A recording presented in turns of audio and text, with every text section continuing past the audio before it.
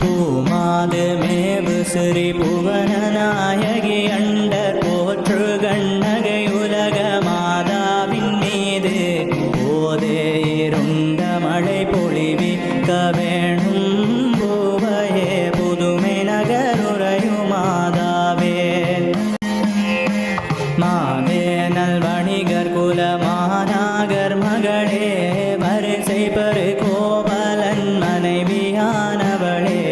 சூதான நிகழ்த்த முலையாளே நின்னடியேன் சொல்லும் ஒரு மன்றாட்டம் ஒன்று கேளம்மா